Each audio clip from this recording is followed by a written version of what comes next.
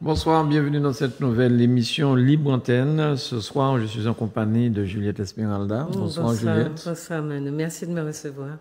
Nous allons discuter avec toi ce soir De sujets compliqués. De sujets compliqués, de pyramides. On va essayer d'expliquer tout ça. De l'Égypte antique, oui. C'est un très bon... À partir d'un livre. Hein? À partir d'un livre, oui, un livre qui s'appelle Grande Pyramide, K 2019. D'accord. Et nous recevons tout d'abord Gwen Chabal Tolo, qui est, on dit Kanak ou bien on dit de... Kanak. Kanaki. Kanaki. Tout à fait, une Kanak. Une Kanak, simplement. Oui. Très bien. Et nous sommes aussi en compagnie de Mariam Ombel, voilà, qui fait partie donc du collectif qui organise. Il y a un hyper collectif en jeu, mais là, il y a des opérations qui vont se tenir demain soir 31 et dimanche prochain, si Dieu veut, à l'entrée de l'aéroport, juste avant les parkings, je crois. C'est ça. D'accord.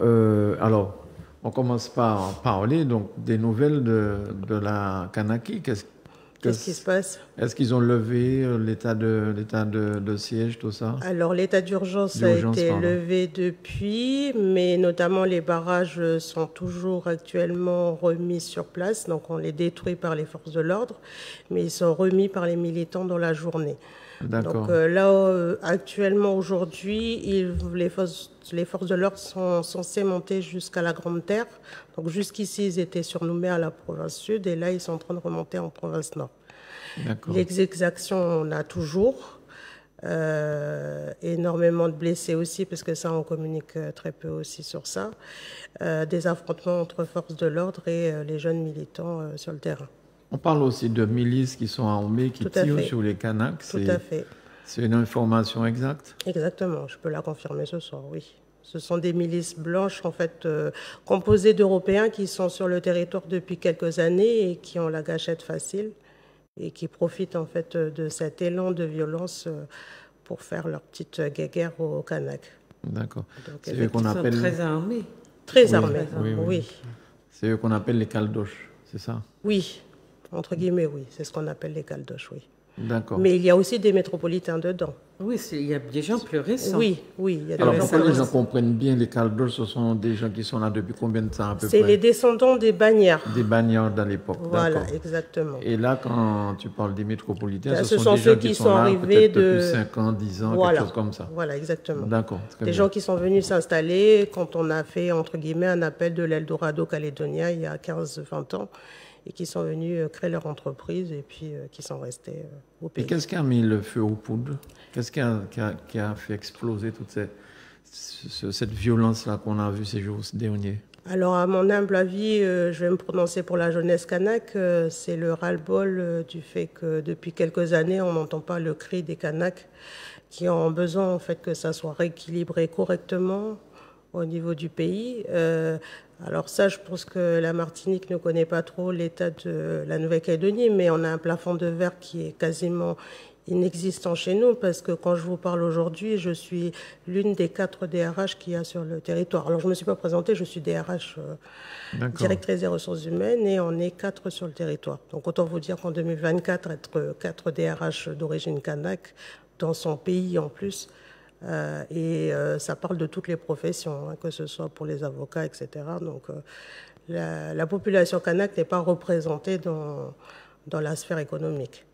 Voilà. Ça rappelle quelque chose, ça. Oui. Mais vous êtes DRH, mais vous êtes là depuis peu de temps, alors? Oui, je suis arrivée il y a 2 ans, mon mari est martiniquais. D'accord. Très bien. Donc avant ça, en fait, j'étais en Nouvelle-Calédonie et je suis partie de la Nouvelle-Calédonie dans un programme qui est financé à 90% par le gouvernement français, qui visait à rééquilibrer au pays les forces vives, notamment envoyer des Kanaks, ce qu'ils appellent envoyer des Kanaks en formation. La mobilité. Voilà, la mobilité qui se cachait. Donc en fait, derrière un bémidum, un ladom.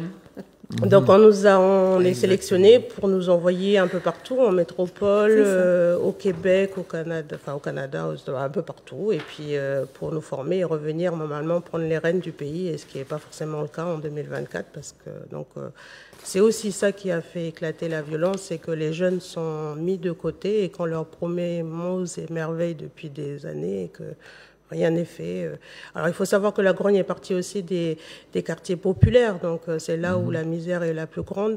La vie est chère en Nouvelle-Calédonie, c'est 10 fois plus cher qu'ici. Hein. On est en front pacifique encore. D'accord. Donc il y a plein de paramètres qui font que c'était attendu.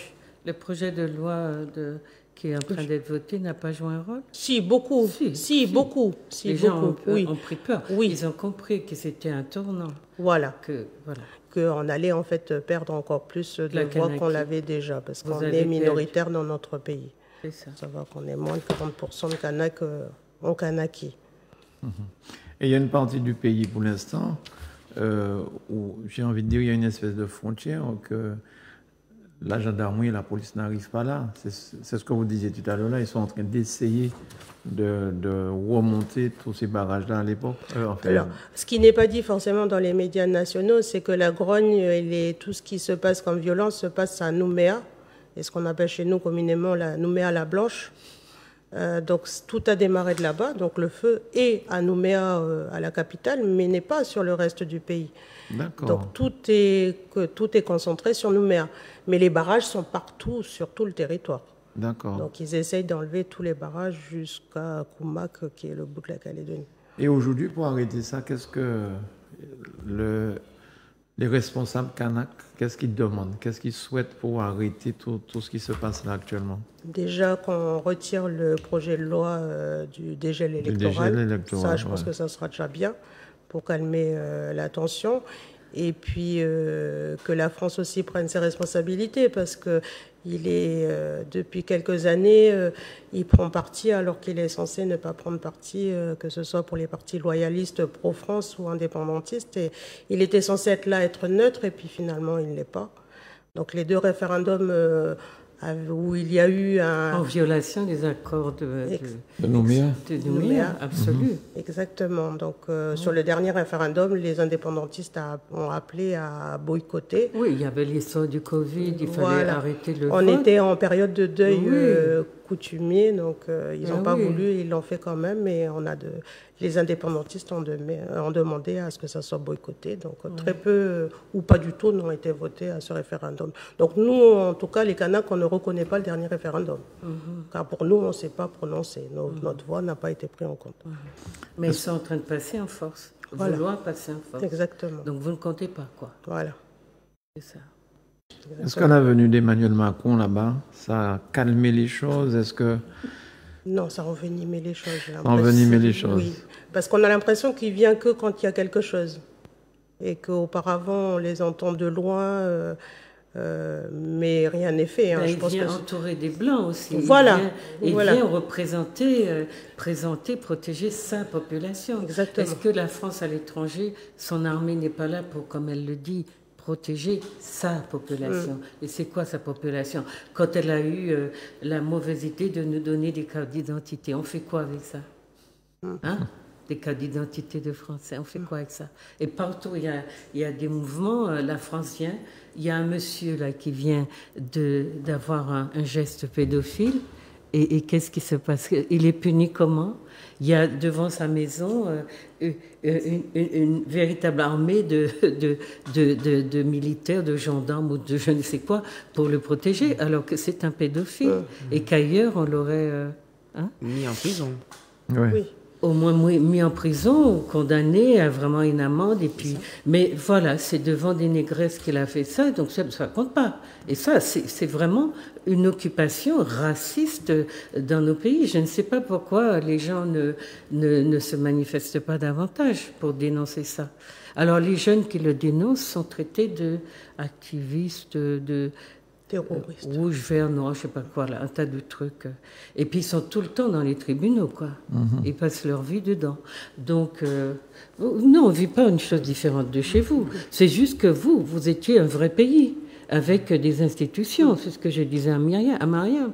C'est un pays qui a ses institutions, mais la France vient avec les siennes, elle les plaque par-dessus celle des Kanaks et elle fait ce qu'elle veut du pays, alors que les Kanaks sont chez eux, ils ont un arrière-pays, ils ont des institutions, des institutions coutumières qui les protège. Il y a des accords que Tjibaou avait voulu pour apaiser tout le monde. Mais les gens qui sont là, qui sont en phase dans une forme de colonisation absolument sauvage, ne vont pas céder. Et on sait comment ça s'est passé. Tu sais, Mano, ça s'est passé ici, hein? Quand les Français sont venus, les colons, avec le père de la Roide raconte bien cette histoire-là, hein? Ils voulaient de la terre, ils voulaient vraiment ici parce que il s'agissait de s'enrichir au plus vite. Et bien, quand ils n'ont plus trouvé de terre et que les Caraïbes, à qui on avait donné une partie de la Martinique pour cesser les guerres, eh bien, il y en a un qui descend dans la rue, un Français qui dit à bas les Caraïbes, la terre aux Français, fusil au poing, et en un temps, comment on dit, trois mouvements, les Caraïbes étaient exterminés. Et je suis un peu étonnée qu'on les ressuscite autant en ce moment, mais enfin, ils ont été exterminés dans leur grande majorité. Mais c'est la même situation de la terre, hein, qu'on veut occuper. Et quand les gens du pays disent « Mais non, il n'y a pas assez, nous, qu'est-ce que vous... » Eh bien, on descend l'arme au poing parce que nous sommes militairement dominés, contrôlés. Et puis là, comme pour ce pédophile, voilà, on met une barrière de militaires ou de soldats ou de je ne sais qui pour dire que les Blancs sont protégés dans ce pays. Ils peuvent commettre des crimes, mais ce ne sont pas des vrais crimes. Ceux qui commettent des crimes sont les nègres. On les enferme et les prisons sont faites pour ça. Est-ce que quelqu'un est allé à Ducos pour voir? Oui, mais ce que je voudrais rebondir par rapport à la situation à la Kanaki, on sait qu'il y a des jeunes qui se font tuer. Je crois que vous avez dû voir ce jeune qu'on a mis à genoux et à qui on a donné un violent coup de pied dans la tête, et nous avons su qu'il était décédé. Ah ouais. Et oui, donc on demandait combien de morts. On ne sait pas exactement combien de morts. Et ce que Gwen me disait, c'est que tout simplement, les parents ne voient pas leur enfant revenir.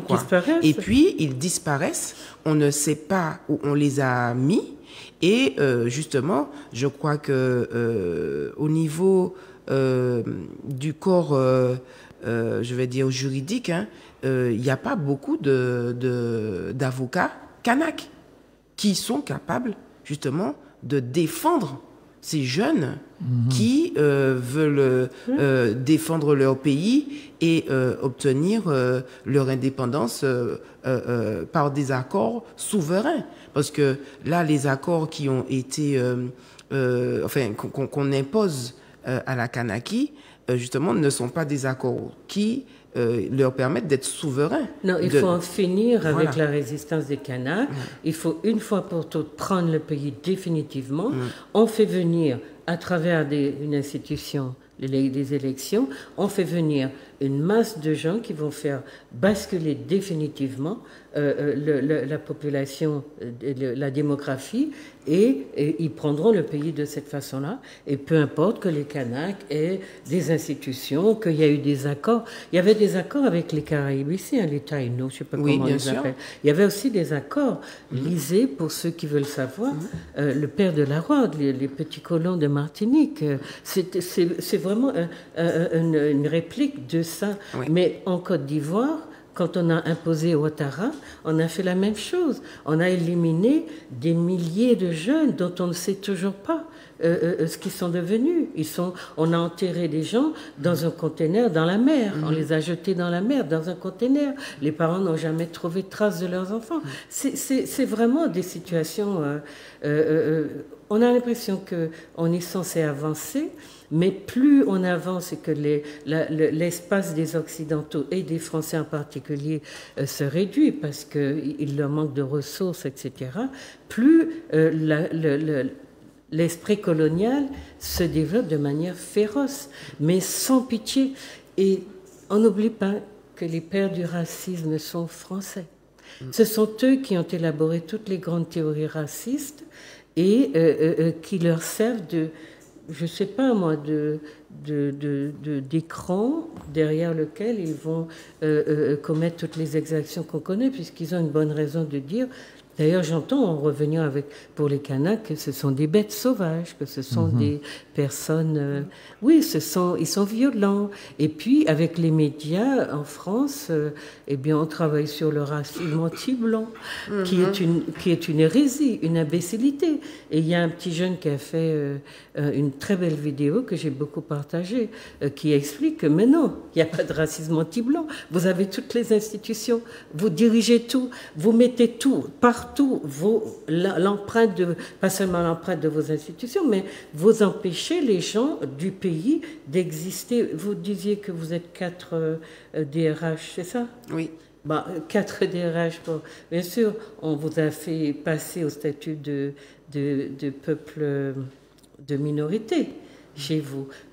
Quelle difficulté les Français ont de vous classer minorité quand on vous a dégraissé pendant des années, qu'on vous envoie en mobilité sociale, mobilité je ne sais quoi, soi-disant pour apprendre, et pendant que vous êtes en mobilité, que vous avez la tête ailleurs, eh bien on ramasse et puis on fait du remplissage dans votre pays, et quand vous revenez, si vous revenez, eh bien vous l'avez dans le baba, parce que oui, c'était... Prendre les gens, on a toujours fonctionné comme ça. Ils ont fonctionné comme ça. La tromperie, le mensonge, la duperie. Les gens qui sont dans la nécessité, dans la précarité, n'y voient que du feu. Donc, vendredi, demain soir, vendredi. Alors, oui, alors par rapport aux actions que l'on souhaite mettre en place pour le soutien à la Kanaki. Alors, justement, il faut le plus d'actions rendant visible ce qui se passe et des actions montrant que nous, Martiniquais, nous avons bien compris ce qui est en train de se passer ici à la Martinique et à la Kanaki. Ouais. Parce que ce qui se passe ici, ce n'est pas différent. On est exactement dans la même situation. Et il y a un collectif demain qui fait une retraite au flambeau, demain vendredi 31 à 17h30. Et à la maison des syndicats. Voilà, sur la commune de Fort-de-France. Et le rendez-vous, c'est à la maison des syndicats, à 17h30.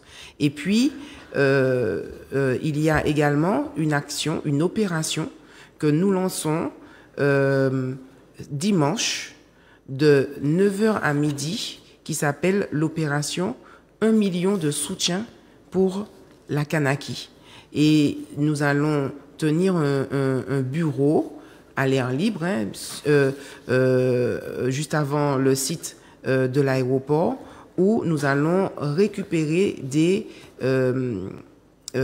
pétitions et que nous souhaitons faire monter en haut lieu. Alors, c'est le collectif qui s'occupe de cette pétition est formé d'associations de la Guadeloupe, de la Guyane, de la Réunion, de la Martinique et de la Kanaki. Voilà. D'accord. Et donc, nous appelons toutes les personnes, tous les Martiniquais qui veulent témoigner leur soutien à la Kanaki, eh bien, de participer à ces 2 actions qui vont se faire, donc vendredi 31, 17h30, et dimanche de 9h à midi, juste avant le site de l'aéroport. Et vous ne serez pas embêté à l'aéroport pour faire juste devant l'aéroport? Alors, donc, l'aéroport n'est qu'un symbole, je tiens à le dire. C'est le symbole de l'exode de nos jeunes, voilà, qui, exactement comme l'a expliqué Gwen, eh bien, sont amenés à continuer leurs études ailleurs et à ne pas revenir bien souvent. Et puis, c'est aussi bien le symbole de tous les néo-colonialistes qui arrivent à la Martinique et qui, eux, eh bien, ont un déménagement facilité, un aménagement à la Martinique avec des facilités également, des privilèges, oui. Des facilités d'installation. On le sait, on a nous, en tout cas militants, voyons sur Internet, mais voilà, j'ai une maison, une piscine et j'ai même une servante, quelqu'un qui sera là pour nettoyer la piscine, etc. Ce sont des choses que l'on voit et qui forcément ne concernent pas nos populations. Donc, l'aéroport n'est qu'un symbole. Nous n'allons pas entrer dedans. C'est pour ça que je dis que nous serons en amont du site de l'aéroport. D'accord. Voilà. Et la dernière fois, d'ailleurs, samedi 25, nous avons fait une manifestation, donc en soutien au Kanak. C'était à l'initiative de ce même collectif qui est Inter-Île et qui ça s'était bien passé, ça s'est très bien passé.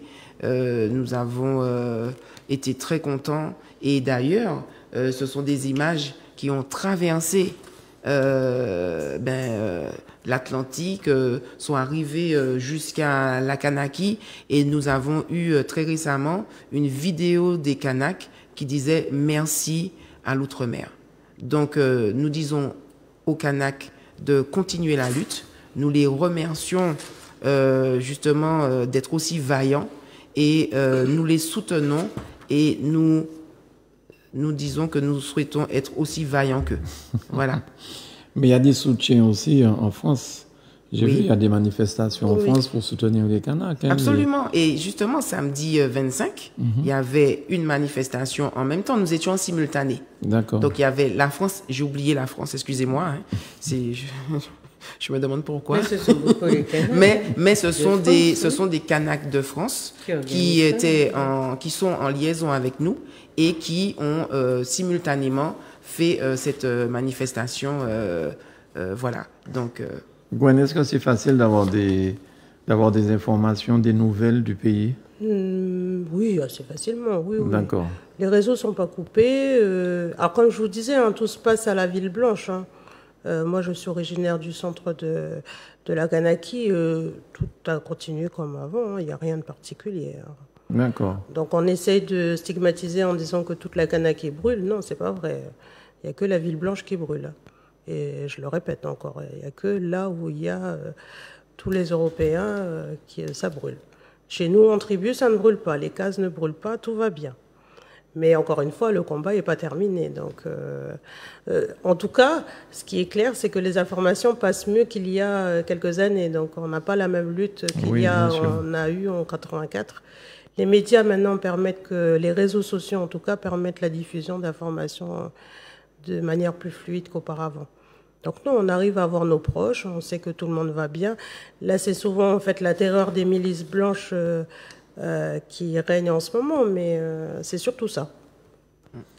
C'est plus les milices blanches qui peuvent faire peur que les forces de l'ordre. Mais c'est ce que je comprends pas très bien, comment la France, qu'un pays organisé, puisse laisser une milice faire des choses de ce genre. Je sens que Juliette va répondre. Mais ne tu poses pas sérieusement la question quand même. Mais on est censé être dans un pays où il y a des lois démocratiques et tout. Mais depuis depuis quand une milice est autorisée à faire ça? Mais quand les Gilets jaunes s'exprimaient, ils ont été tout autant écrasés et borgnés, sauf qu'ils sont chez eux et que c'est leur peuple, leur président qui leur fait ça.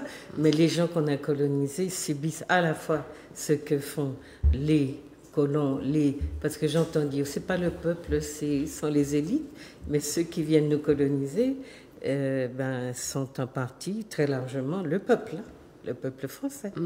Donc il y a... Non, on n'a jamais changé. Et comme disent les Africains, le chien ne change jamais sa façon de s'asseoir. Manu. C'est ça. Alors, on va rappeler les dates et puis les choses avant de terminer. Oui. S'il te plaît. Donc, alors déjà, il faut rappeler, je crois, ce que veulent les Kanaks. Donc, c'est leur indépendance, le départ des troupes françaises et ils sont contre le dégel. Le retrait de la loi sur le dégel électoral. Voilà, le retrait de la loi sur le dégel mais électoral. Mais j'ai compris qu'ils veulent vivre avec les autres, mais que les autres ne veulent pas être une minorité chez les Kanaks. C'est exactement Ils ont inversé les choses. Mais les Kanaks n'ont jamais dit qu'ils ne veulent pas. D'ailleurs, ils sont... On est le seul peuple, en fait, dans le pays État décolonisé qui a accepté les autres communautés à voter avec nous notre indépendance. Oui, et puis de toute façon, ils sont n'est connu nulle part ailleurs. Donc, oui, on n'est pas contre les communautés, on veut juste avoir notre pays, c'est tout. Vous restez maître de votre pays, mais c'est ce qu'on est en train de vous enlever. Vous allez être comme en Australie. Dépossédé. En Australie, dépossédé, mais comme en Australie, avec le temps, déraciné, et vous deviendrez, vous serez dans la poussière à marcher à quatre pattes, à mendier votre pitance. C'est ce que je vois de l'Australie, et puis tous les peuples de cette bande-là. Et je tiens à rappeler, oui, que les Kanaks ont été dans le code de l'indigénat, et nous avons été, comme les aborigènes, dans des réserves. Absolument. Et qu'on n'a pas eu le droit de vote pendant très longtemps, et ça ne date que de 1970. Enfin, c'est pas si loin que ça. Donc on n'était pas équivalent à un Français, on n'était ni Français ni Kanak, parce qu'on n'a jamais reconnu que nous étions le peuple premier autochtone. Donc pour les Français, et je précise les Français et l'État français, nous n'étions ni Kanak ni Français. Donc d'accord. C'est quelque chose qu'il faut rappeler aussi aux Martiniquais. Donc, non, mais on sait. Mais est-ce que nous, on est mieux traités que vous? Je pense pas. Pour moi, j'ai pas l'impression aussi. Donc, non, mais il y a des Martiniquais qui croient qu'ils sont mieux traités que les nègres d'Afrique, de Kanaki, de partout. C'est ça. C'est ce que j'ai entendu très souvent quand je suis arrivée ici, c'est qu'on n'a pas à se plaindre en Martinique, ça va quand même. N'est-ce pas? Oui. C'est une illusion. Alors, est-ce que vous souhaitez aussi, par exemple, que ça s'appelle Kanaki, votre pays? Oui. Donc on enlève l'histoire de Nouvelle-Calédonie, que ce soit la Kanaki. Oui, Nouvelle-Calédonie. Oui. On est Kanak, c'est Kanaki. Voilà, c'est ça. Oui, oui, Kanaki. Pour reprendre le nom de leur pays, la Kanaki. C'est ça, tout à fait. C'est comme ça que vous l'avez appelé. Il faut que ça reste. Les Caldoches, ce sont des gens qui sont des colonisateurs. Chaque fois, on vous rappellera que vous êtes décolonisés quand vous garderez le nom Caldoche. En plus, ceux qui vous ont, qui sont un peu dans la répression, sont des gens qui étaient dans sous le code de l'indigénat. C'était des Algériens bagnards qu'on a chassés, qui s'appellent d'ailleurs FLN, comme en Algérie. C'est ça. Ok. Bien. Ben, merci beaucoup. Par contre, tu n'as pas encore rappelé les rendez-vous. Voilà, les 2 rendez-vous de ce week-end. Donc jeudi, c'est le vendredi 31 à 17h30, une retraite au flambeau qui va démarrer de la maison des syndicats. Et puis, cette opération, 1 million de soutien pour la Kanaki, qui consiste à signer nos pétitions à la Guadeloupe, à la Guyane, à la Martinique, à la Réunion, en collaboration avec la Kanaki. Bien. Ben, merci beaucoup, Gwen. Merci d'être venue. Et puis, merci pour ces explications qui sont extrêmement claires. Merci aussi à Mariam. Et puis, merci à Juliette pour cette première partie de l'émission. C'était plutôt pour elle, pour informer. C'est vrai que tu as des téléspectateurs qui sont très dynamiques et il faut leur demander de se sentir concernés. Hein. C'est pour ça que c'était mieux qu'elles viennent en parler directement. Bien sûr.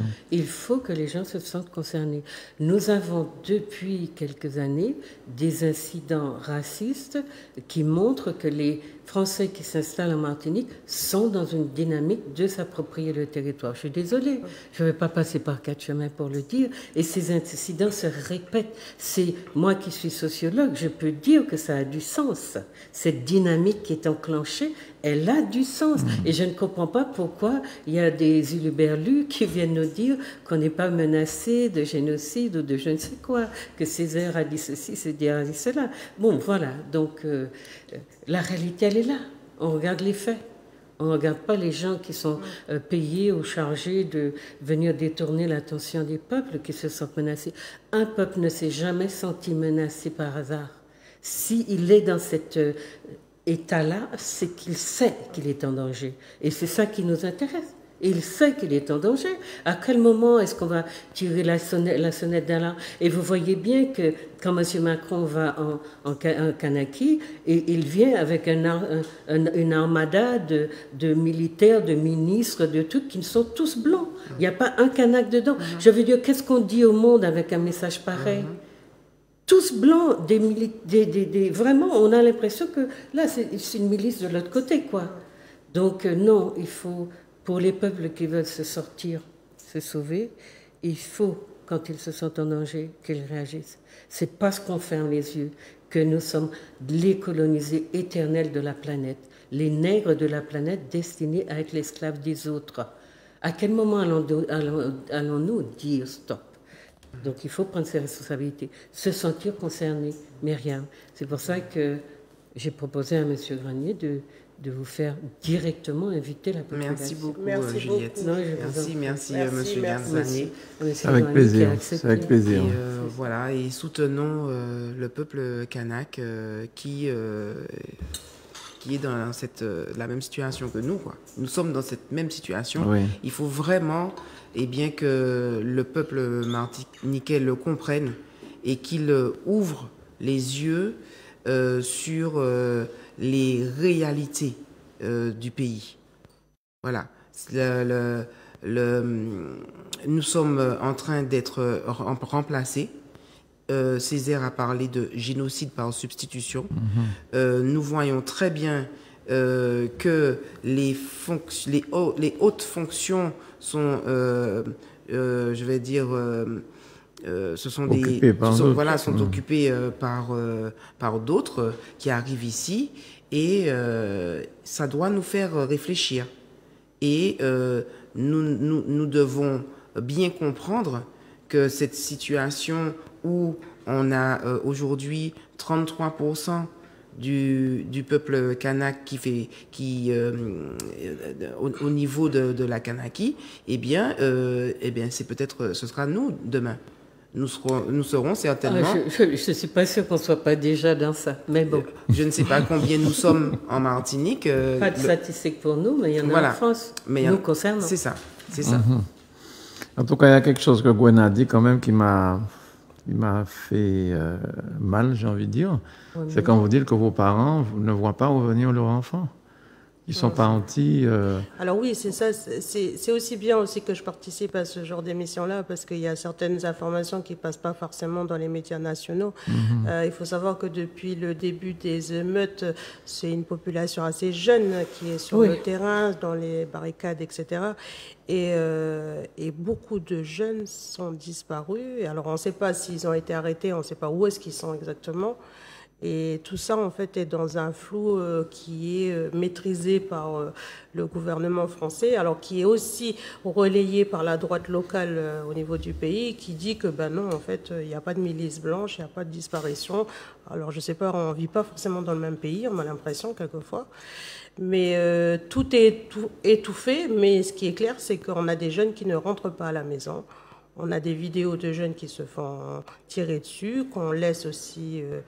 ça fait mal au cœur de le dire, hein, mais qu'on les jette à la mer comme si on n'était pas des humains. Donc c'est vrai, il faut le dire au monde entier, hein, parce que on nous traite de menteurs, de terroristes, etc. Parce que on a enfin levé les yeux, on a dit stop, ça suffit. On fait des recoupements. Voilà. On fait des recoupements. Ça se passe en Afrique, ça se passe en Martinique, ça se passe en Kanaki.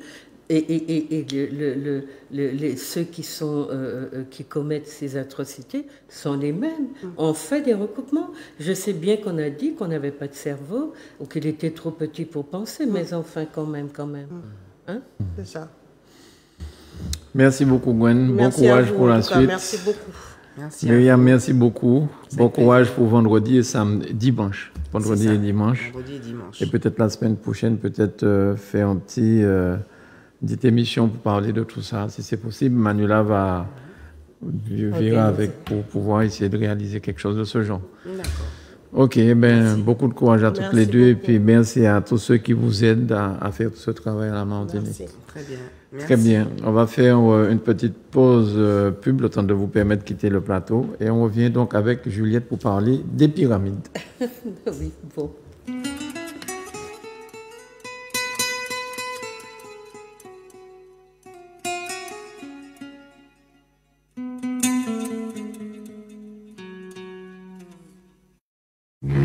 Marius Modeste t'invite à sa croisière sur le Costa Fortuna. Départ 12 décembre 2024 de la Martinique et 13 décembre, départ de la Guadeloupe. Vous aimez le compas, vous aimez les animations de Marius, alors pas manquer ça, mamaï. Et puis c'est pas tout, Jean-Luc Gouanel qui est là aussi. Bagaille chaud qu'il a. Et puis aussi en belle chante Noël. Et puis mode, Odile et puis Sonia. Pour tes cantiques autres. La croisière de Marius Modeste sur le Costa Fortuna. Renseignements et réservations Zouk TV Voyage. 191 route des Religieuses Fort-de-France. Téléphone 05 96 71 27 27. Mail contact @zouktvvoyage.fr. Il est 6h sur RCI. Bonjour à tous. Bonjour Vincent, bonjour à tous. Bonjour à tous et bienvenue dans ce journal. L'eau se fait rare dans les robinets du centre de la Martinique. Au classement général, l'équipage franciscain de Vence, ceux des Marinois de Sarah Énergie Nouvelle. Nuit agitée dans le centre de l'île avec cette agression par balle. Cédric Caton reçoit le politologue Justin Daniel. Voilà pour le sommaire. Merci de votre fidélité. L'info, le divertissement, l'échange. RCI, c'est la vie.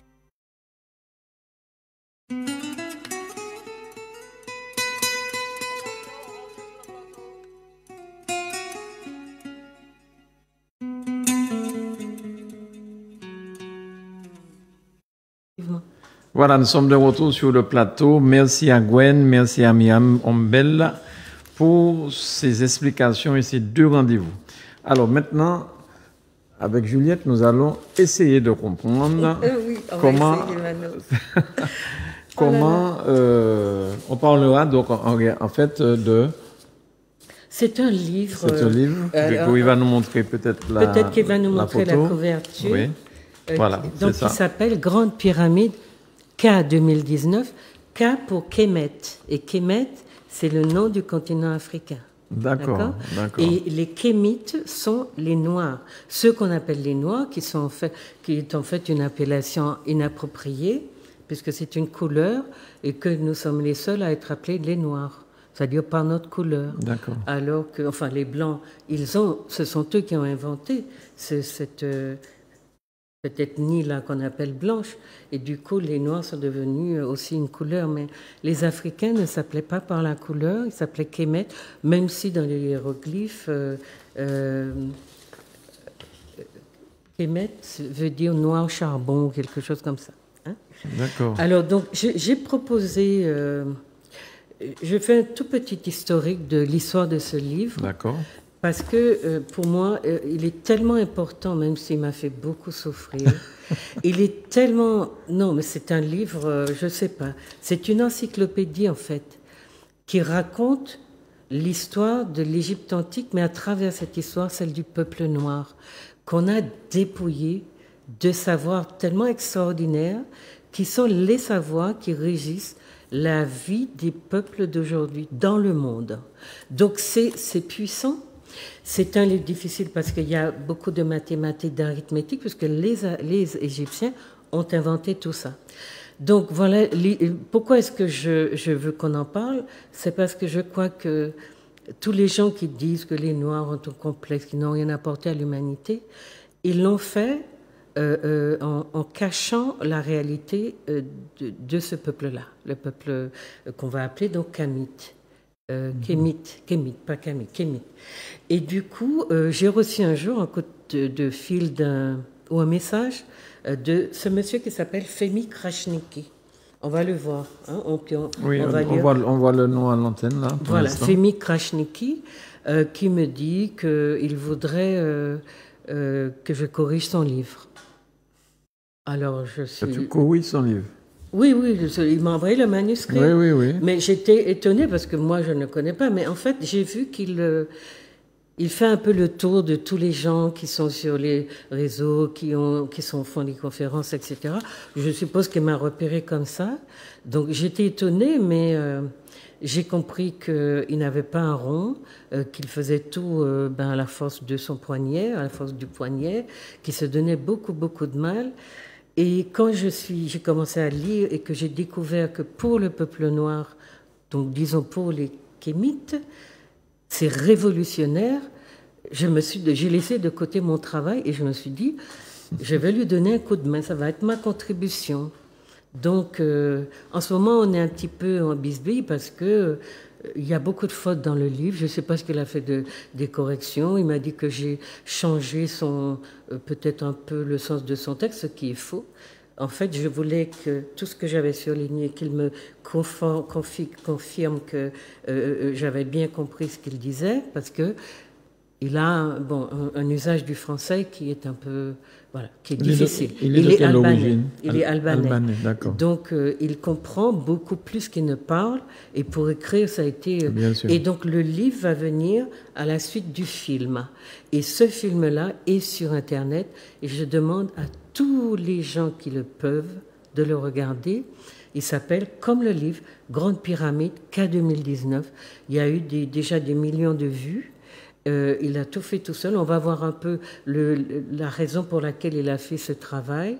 Et puis, je lui avais promis que je le présenterais, mais entre-temps, moi-même, j'écris, j'ai des difficultés à faire joindre les deux bouts. Donc, j'ai laissé le livre un peu de côté, d'autant qu'il a mis du temps à le sortir et que le livre m'est arrivé en Martinique assez tardivement.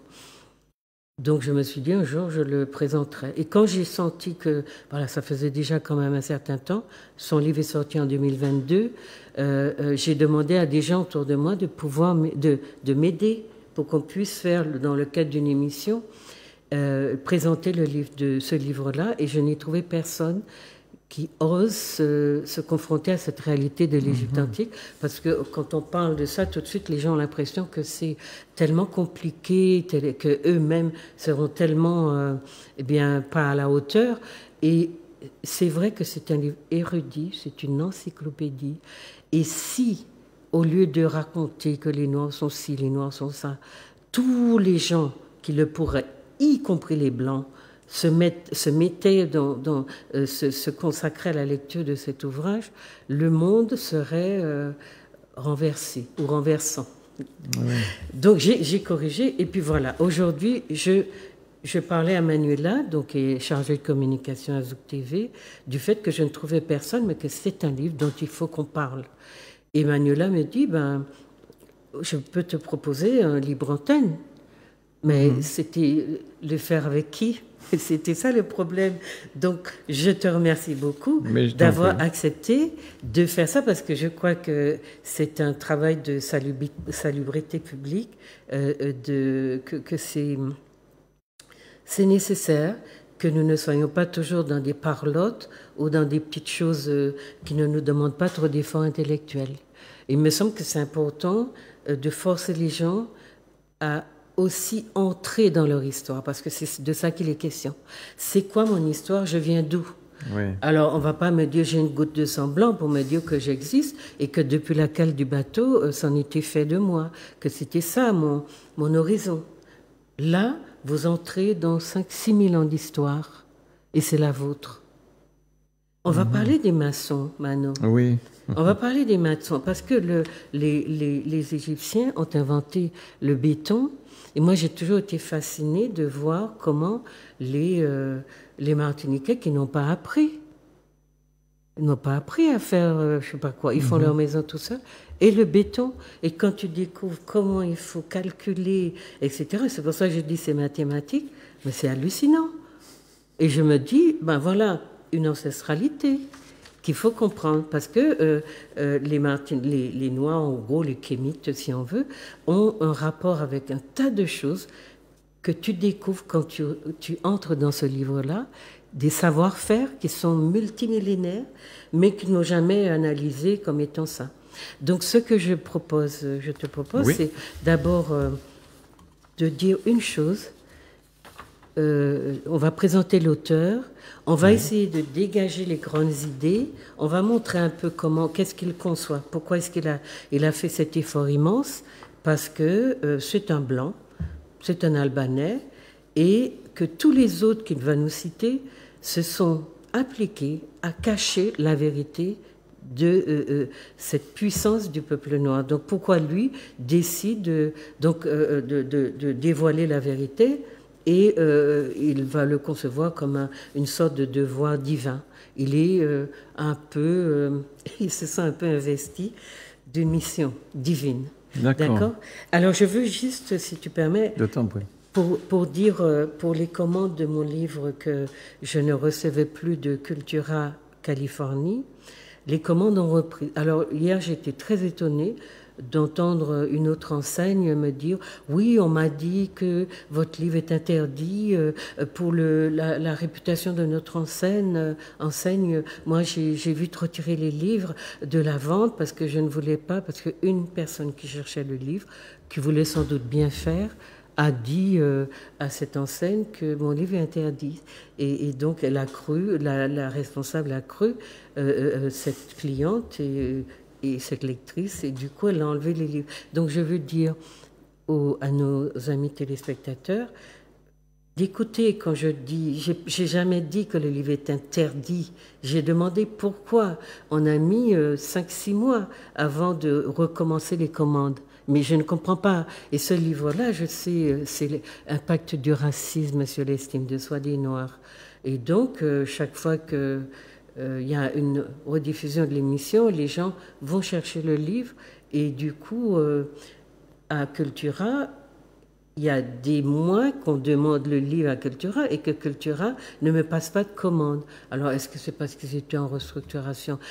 Mais samedi, donc je veux dire aux amis... Et on peut voir le livre, celui-là, celui dont tu parles? Non, c'est le livre rouge, Impact du racisme. Non, mais je veux dire à nos amis, quand je dis des choses, écoutez bien le sens de ce que je dis avant d'aller. Parce que là, moi, j'ai demandé à l'enseigne pourquoi elle a fait ça avant de m'appeler. Parce que quelqu'un lui a dit, oui, on a enlevé le livre. Bon, voilà. Donc, le livre dont nous allons parler, c'est celui-ci. C'est Femi Krasniqi, Grande Pyramide, le grand livre, la construction de la Grande Pyramide et la nouvelle histoire de l'humanité. Donc, c'est la pyramide de Khéops. Cette première pyramide extraordinaire. Et là, on va se projeter dans... ils ont fait ça dans les années moins 3000, moins 2000. Avec les 2000 de l'ère chrétienne, on est facilement dans 5-6 000 ans d'histoire du peuple kémite, c'est-à-dire des Noirs. Alors, certaines personnes me disaient, il n'y a pas très longtemps de ça, que pour construire ces pyramides, pour construire certains ouvrages de millénaires, c'était probablement parce qu'il y avait des gens, des ovnis qui étaient venus d'une autre contrée pour faire ces belles choses-là, parce que jusqu'à maintenant, ces pyramides-là sont là, en excellent état, et qu'aujourd'hui, avec tout ce qu'on sait, on n'arrive pas à faire les mêmes choses. C'est intéressant que tu me dises ça, parce que c'est ce que Femi Krasniqi va contester, la thèse des extraterrestres. Ce que les Occidentaux, enfin les anthropologues, architectes, etc. vont découvrir est tellement puissant, les dépasse de tellement beaucoup qu'ils n'ont d'autre explication que de dire c'est pas possible, c'est pas humain, ça vient d'extraterrestres, de personnes donc qui ont visité notre planète et qui ont laissé donc des constructions puissantes. Eh bien, Femi Krasniqi démonte, mais vraiment c'est pour ça que le livre il est gros, mais il est passionnant. Quand on a envie de comprendre, il nous fait une démonstration magistrale de la façon dont les Égyptiens ont construit ces pyramides. Et c'est l'invention du béton, c'est pour ça que je t'ai dit qu'on va parler du béton, parce qu'il y a eu beaucoup d'élucubrations autour du fait que, on a, pour les gens qui ne comprenaient pas, on a déplacé des blocs de pierre qui faisaient des tonnes, des milliers de tonnes, et à dos de je ne sais quoi, on a inventé. Et Femi montre que jamais on a eu à déplacer aucun bloc de quoi que ce soit. On a juste fait des coffrages sur place, on a créé la dalle sur place, et on a fait des coffrages, et on a versé, en inventant des systèmes de canaux qui prenaient le béton coulé depuis le haut pour le faire couler en bas sans que personne n'ait à faire quoi que ce soit. Et il n'y a pas de mots pour dire ça. C'est technique, on comprend parce qu'il y a beaucoup de mesures, mais c'est l'invention du maître. l'invention du mètre donc, et du système décimal qui leur permet de faire ça. C'est pour ça que c'est difficile dans une émission au grand public de venir donner des chiffres et d'expliquer mathématiquement, parce que les Africains, les Égyptiens, d'ailleurs Femi les appelle les Afro-Égyptiens, ont inventé toutes les sciences mathématiques, arithmétique, géométrie, mathématiques pures, toutes les sciences froides qui permettaient parce qu'on s'imagine un univers qui est là, qui n'a pas de forme. L'univers, c'est quoi? On a l'impression que c'est du vide partout. Mais les Égyptiens, qui sont les premiers habitants, ceux qui civilisent la planète, eh bien, depuis 5-6 000 ans, c'est la civilisation la plus complète, la plus parfaite qu'on connaisse. Il y en a eu d'autres en parallèle, mais c'est la plus parfaite. Et du coup, on va découvrir au fil du récit qu'il nous fait, parce que c'est un chercheur, mais moi qui ai enseigné la méthodologie de la recherche scientifique pendant longtemps, je crois que c'est pour ça que le livre me passionne. Je ne sais pas, je crois qu'il a mis... pour le film, je sais qu'il a mis 6 ans à le faire. Et donc, il faut que les gens aillent. Vous tapez simplement Grande Pyramide K 2019. Il faut le regarder. Il dure un peu plus de 3 heures. Mais à aucun moment, on ne s'ennuie parce qu'on comprend. Il est, dans sa façon de faire, il est très pédagogue. Mais en même temps, c'est du génie pur parce qu'il a une somme de sources qui fait je ne sais combien de pages, tu vois, des pages d'annexes où il s'étape des matières, etc. Et tout ce qu'il a visionné, tout ce qu'il a lu, et il connaît, il a fait le tour de la planète et il a montré que les Égyptiens sont allés sur l'ensemble de la planète et que tous les endroits où on trouve des pyramides, les grosses têtes des Olmecs, les statues de l'île de Pâques, etc., il a fait le lien, la grande civilisation maya, il a fait le lien parce que à partir du mètre et du système décimal, il a pu montrer, en utilisant des recherches qui étaient faites, il a pu montrer que alors qu'on dit qu'on ne sait pas d'où ça vient, il y a la preuve que ça vient des Égyptiens qui ont voyagé, qui ont découvert que la Terre était ronde et non pas plate, parce qu'un jour qu'ils regardaient le soleil, un bateau s'en allait, et tout d'un coup le bateau a plongé. Et il a disparu de leur vue, et ils se sont dit, mais la Terre n'est pas plate. Elle est ronde, puisque il y avait ils cherchaient. Et en fait, ils ont habillé tout l'univers. Ils sont sortis, ils ont voyagé, ils ont inventé tous les instruments nautiques qu'on utilise actuellement, la façon de construire des pyramides qui sont éternelles. Parce que, comme tu le disais, ce ne sont pas des extraterrestres qui sont venus. Mais il va nous expliquer que les Blancs vont dire que ce sont des extraterrestres parce qu'ils refusent de reconnaître aux Noirs d'avoir eu ce pouvoir. Et tu verras, peut-être qu'à la fin on en parlera, il y a des luttes terribles parce que les Noirs ne veulent pas donner leur savoir à ces gens qui les assiègent, comme ils le font d'ailleurs en ce moment sur le continent. Ils ne veulent pas leur donner. Donc on va leur prendre de force, on va les exterminer, la civilisation égyptienne va disparaître et nous on va essayer de voir où est-ce qu'elle est passée. Mais si tu veux un peu avant, on dit un peu qui est Femi Krasniqi. D'accord. D'accord. Alors, c'est un blanc d'origine albanaise? Voilà, et donc, sur la 4e de couverture, tu as un certain nombre d'explications. Donc, il dit c'est une suite détaillée et avec beaucoup d'apports supplémentaires au film. Donc, il a fait le film avant et il fait le livre ensuite. Ce livre aurait pu être intitulé « La nouvelle histoire des Noirs ». Mais, puisque les Noirs ont changé le monde à jamais, cela devient la nouvelle histoire de l'humanité. Tu vois comme c'est puissant. Et c'est un blanc d'origine albanaise naturalisé français. Et comme tu disais tout à l'heure, là, il s'est senti investi d'une mission. Tu vas voir, il va le dire. Il y a un petit extrait qu'on va écouter tout à l'heure, mais il le dit.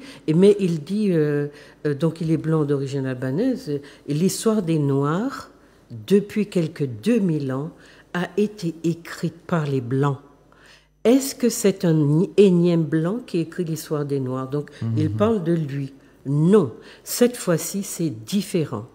Complètement différent. Femi Krasniqi n'a pas pu faire son film et son livre tout seul. Il a été aidé et guidé. Il a été aidé et guidé par celui que certains appellent Dieu, d'autres le grand créateur, le grand architecte, le créateur de tout, l'entité suprême, le maître de l'univers et toute une panoplie d'autres noms. Il est venu avertir l'humanité, donc il est un peu christique dans sa manière.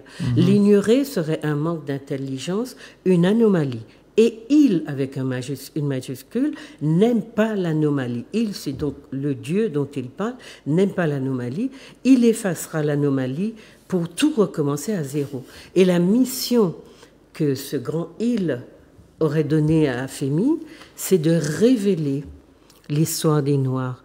Tant qu'il a cru que les Égyptiens étaient des Blancs et qu'ils fonctionnaient comme les Blancs, il a été dans la confusion.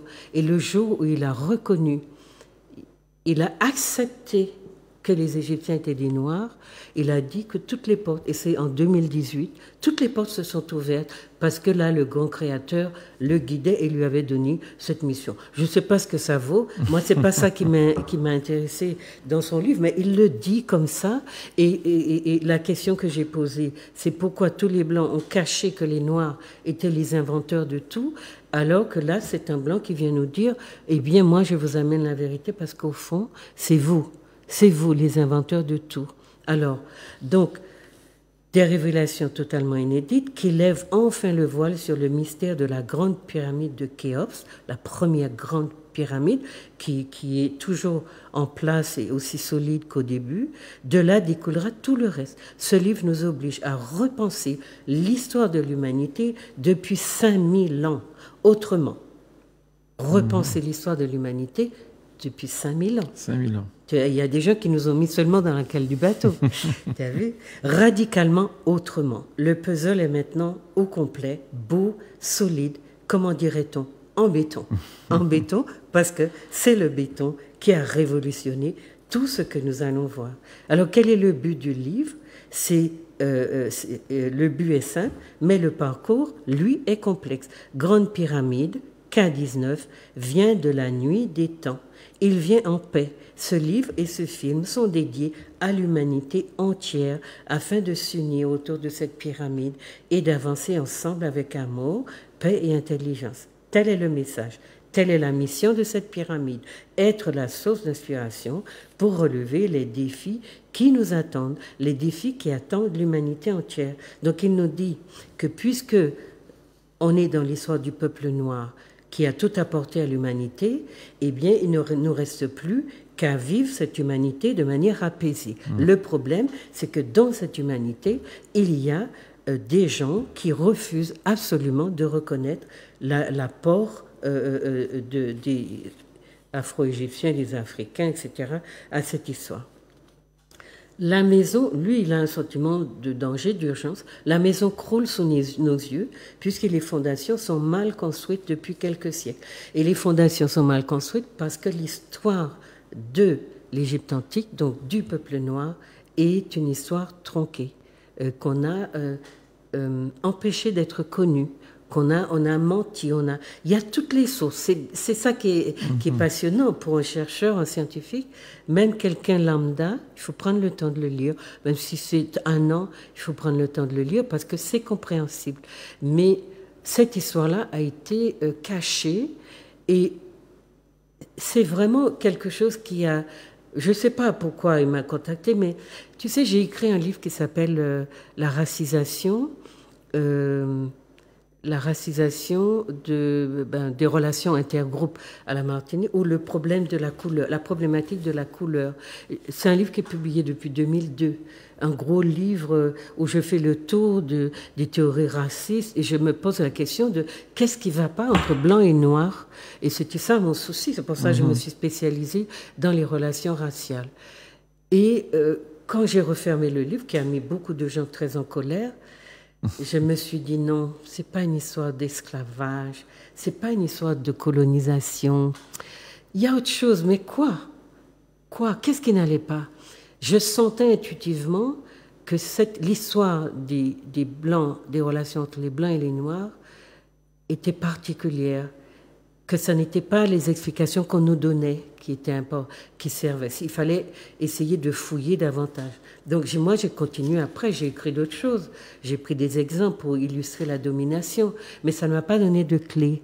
Et c'est le livre de Fémy qui m'a donné les réponses au pourquoi. Qu'est-ce qu'il y avait entre ces deux peuples qui expliquent. Donc, on va voir avec Cheikh Anta Diop que les Blancs sont récents et que les Africains sont là depuis la nuit des temps, parce qu'il dit que c'est l'histoire de la nuit des temps. L'histoire d'une humanité, elle vient de la nuit des temps. Donc, les fondations sont notre passé, le passé de l'Égypte, les fondations de notre civilisation, du monde dans lequel nous vivons, sont dans le passé, et ce passé, c'est l'Égypte. L'humanité n'a pas de choix, puisque le choix est binaire, vrai ou faux, 0 ou 1. Le premier l'amène nulle part, le deuxième l'amène vers la pérennité. Il est temps de poser des questions et des bonnes. Le passé et le futur nous regardent, les yeux cloués, nous observent silencieux. Que la paix, l'amour et l'intelligence règnent sur cette unique planète. Si Grégory veut bien, il y a un petit extrait où lui, au début de son film, il nous dit pourquoi il a voulu faire ça dure, je crois. Il y a un extrait de 4 minutes et un extrait d'1 minute. 1 minute. Je pense que c'est 1 minute. On peut voir, oui, ça doit. Oui.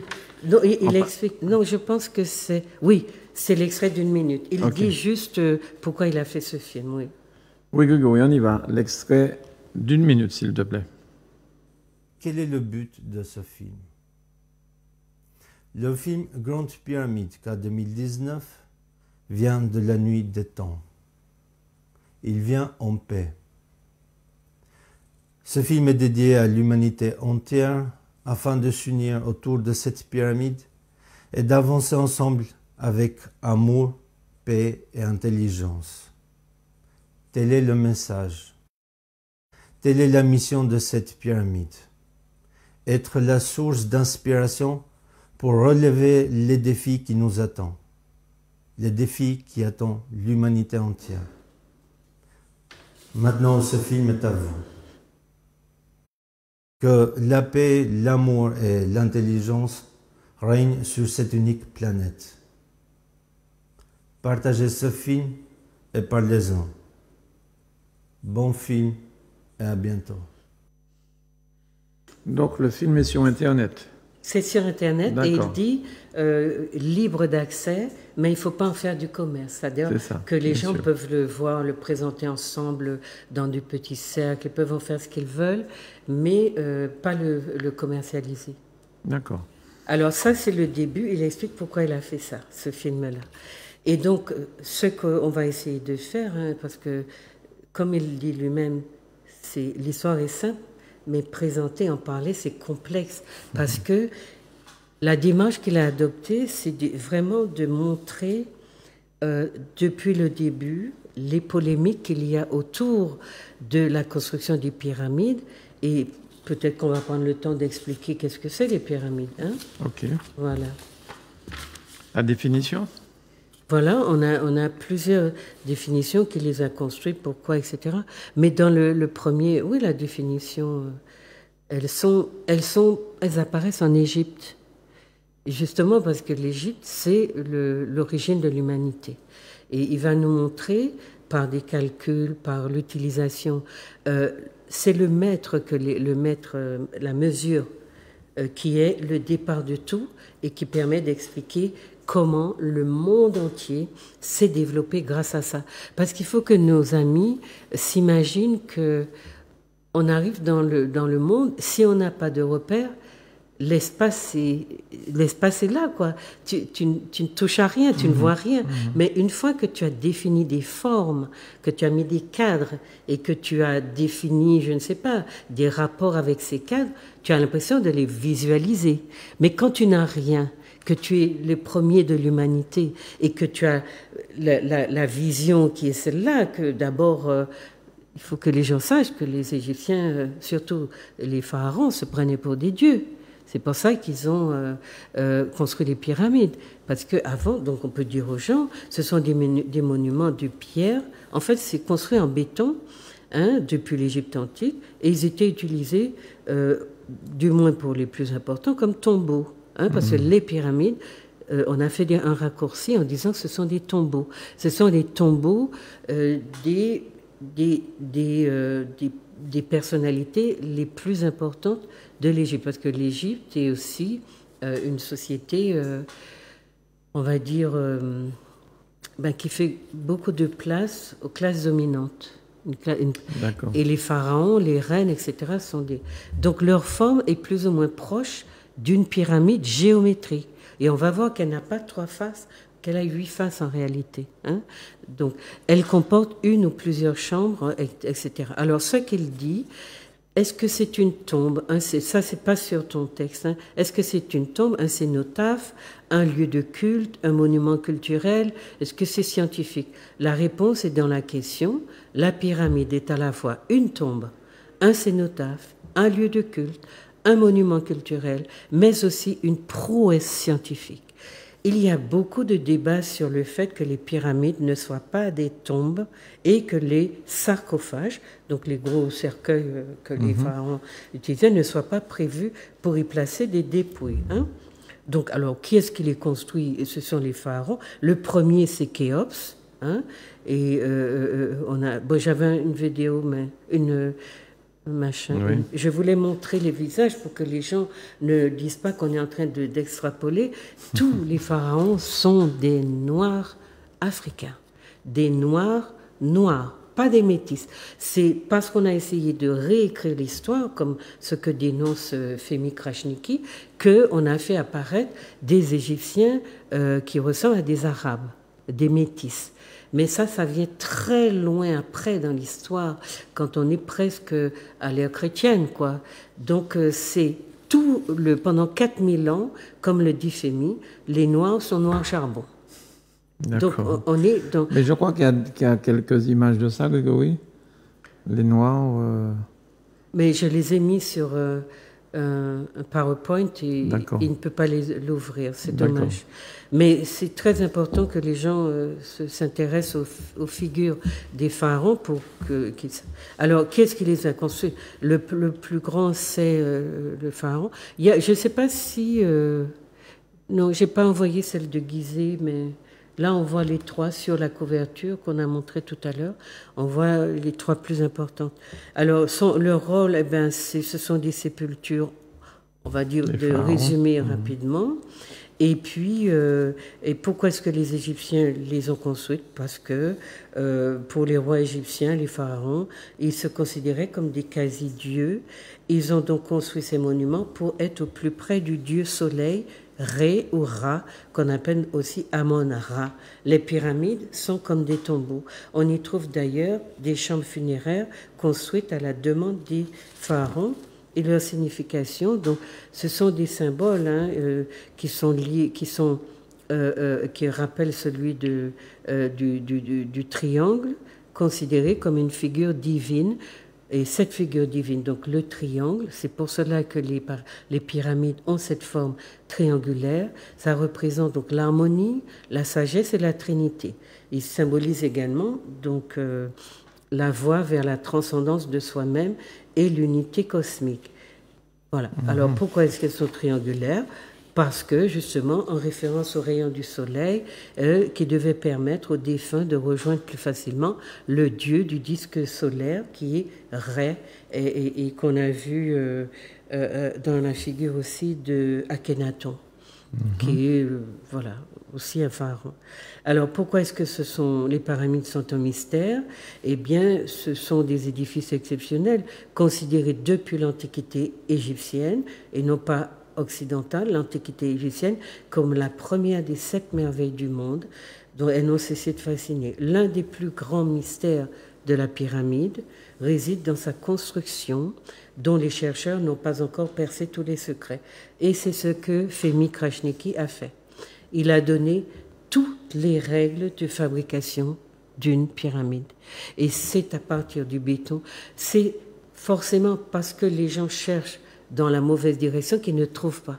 Mais en gardant les gens en place et en faisant couler le béton dans des coffrages, comme on fait actuellement, il a montré que tous les gros blocs de pierre qu'on voit quand on regarde les pyramides et qui ont parfois une feuille de papier ne passe même pas entre les pierres, il a montré que en fait c'est du béton coulé parce que les gens avaient la capacité de mesurer et de vérifier justement que tous les blocs faisaient la même taille, la même dimension et que les pyramides étaient de ce fait pas en train de, tu vois, en déséquilibre. Oui. Et c'est la prouesse, c'est ça, c'est qu'il y a eu ce plateau d'abord, cette fondation extraordinaire qui a permis donc qu'on monte et on voit comment avec des coffrages sur les images dans le film, les gens peuvent regarder, on voit comment les coffres sont remplis et posés côte à côte et de manière à faire apparaître la pyramide comme une espèce d'objet, oui, c'est tombé du ciel, c'est assez vraiment extraordinaire. Alors, bon, donc c'est un mystère parce que sa construction, on ne comprenait pas sa construction. Donc FMI s'est consacré à l'expliquer. Alors, pourquoi est-ce qu'il y en a de le monde? Parce que les Égyptiens, les Afro-Égyptiens, sont allés partout dans le monde et qu'ils ont semé leur savoir. C'était des savants, c'était des gens qui avaient la capacité de comme il le dit, FMI le dit, il n'y avait pas le racisme. Et donc, les gens se déplaçaient, les Noirs se déplaçaient librement. Et c'est ce qui explique que, voilà, ils sont allés, ils n'ont pas colonisé. Il faut que les gens comprennent ça. Ils n'ont pas colonisé le monde. Le monde était ouvert et ils y sont allés. Ils avaient la possibilité, en prenant des bateaux, d'aller le regarder et ils ont apporté tout leur savoir. Tu vas voir dans des scènes, alors dans le film probablement, mais dans le livre, on arrive, donc quand ils sortent du continent, on arrive en Amérique, toutes les grandes civilisations qui naissent en Amérique sont on va dire, des constructions de ces Afro-Égyptiens.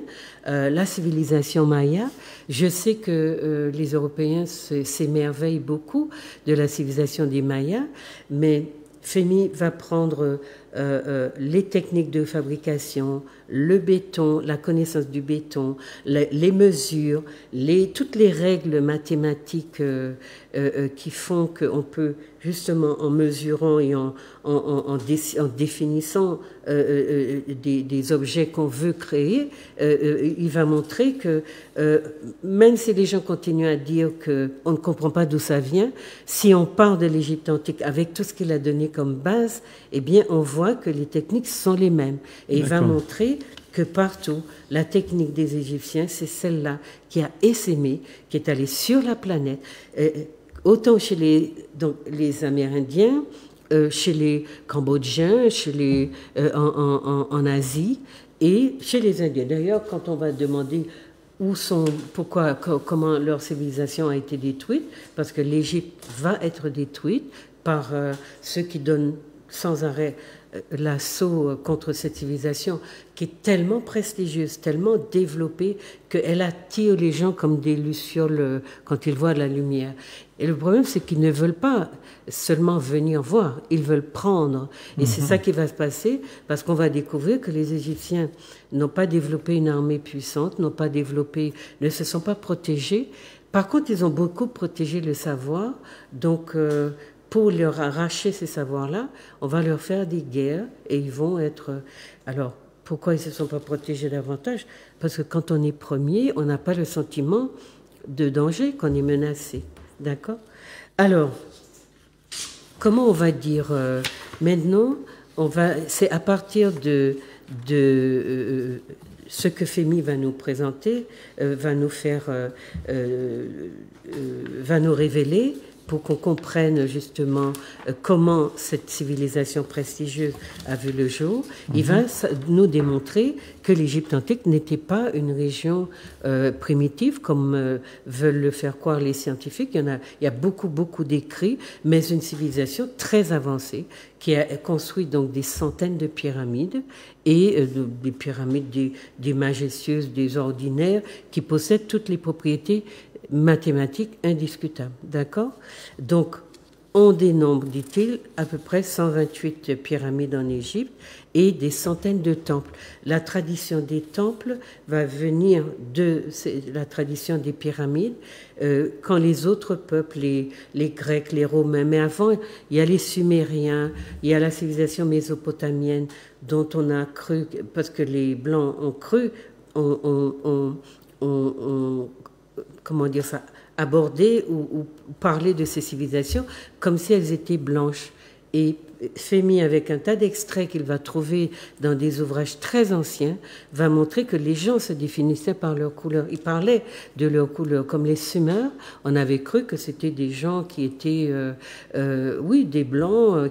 Et finalement, on va découvrir que ce sont les Égyptiens qui iront, parce que les Sumériens et les Égyptiens sont considérés comme des peuples qui développent une civilisation aussi prestigieuse en parallèle. Et on va découvrir en fait que ce sont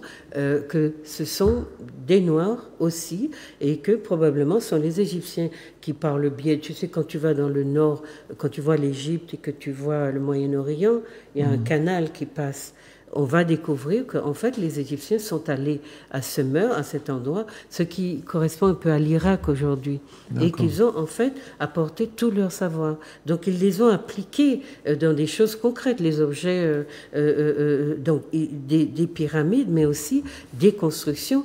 Et ce qui est intéressant, c'est que ces constructions, à partir de la formule de fabrication du béton que Fémy explique très longuement, il passe beaucoup de temps à expliquer avec des formules mathématiques la composition du béton, parce qu'il y a plusieurs formes de béton et on va le découvrir. Et quand on regarde nos maçons d'ici fabriquer le béton, si on a fait attention, si on les a observés, on va voir effectivement qu'il faut mesurer très exactement la quantité de gravats, d'eau, de sable, de sable et de ciment, et même la qualité du sable, tout ça, enfin bref, du gravat.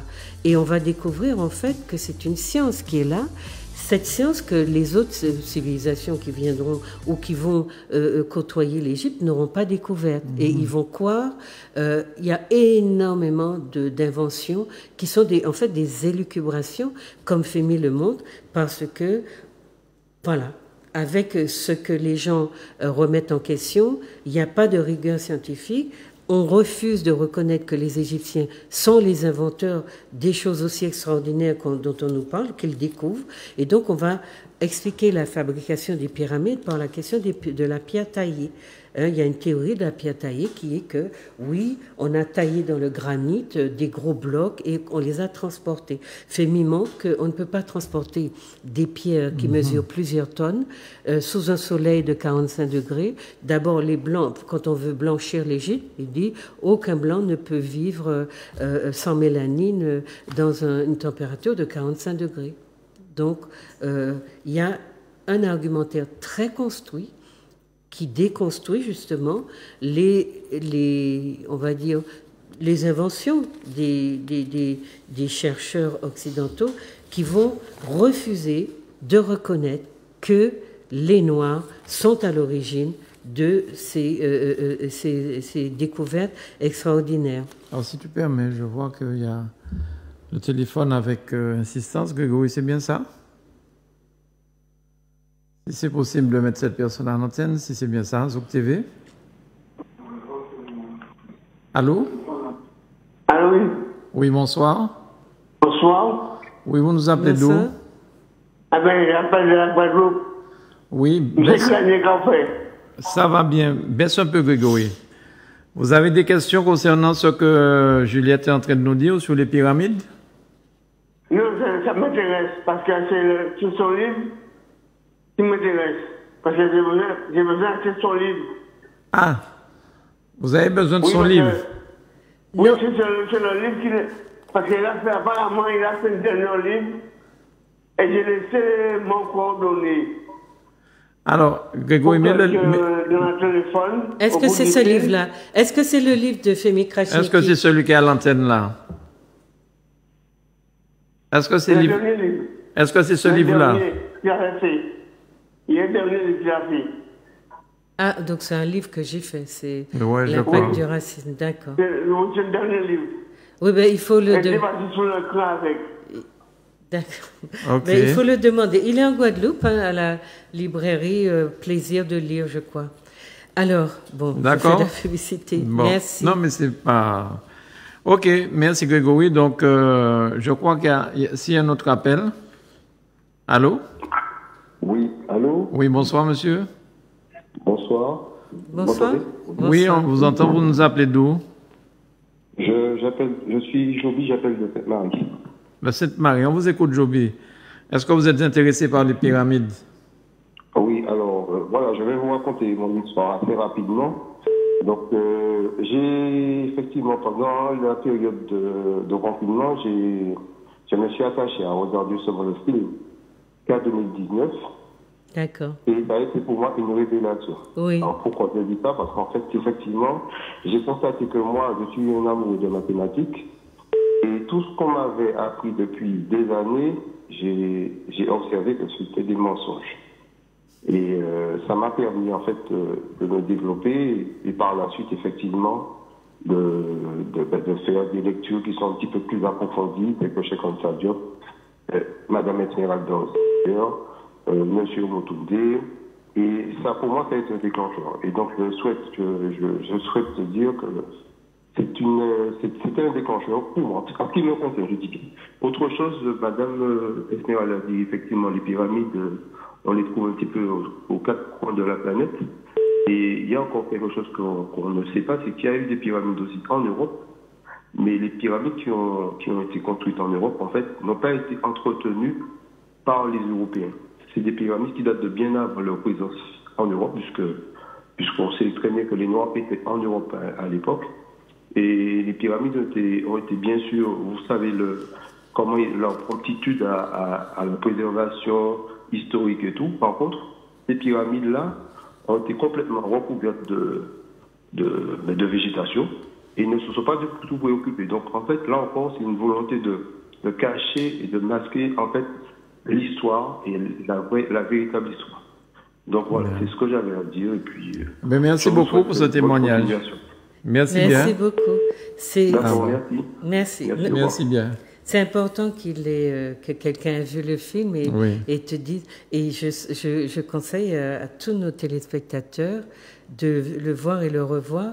Et à côté, donc, les choses qu'ils vont entendre, c'est pas entendre et lire, c'est pas pareil. Hein, j'ai déjà expliqué ça, mais de lire la démarche méthodique de l'auteur et de voir la volonté qu'il a de dire, par exemple, quand il dit, est-ce que les Égyptiens ont déplacé des statues et obélisques pour dire que, voilà.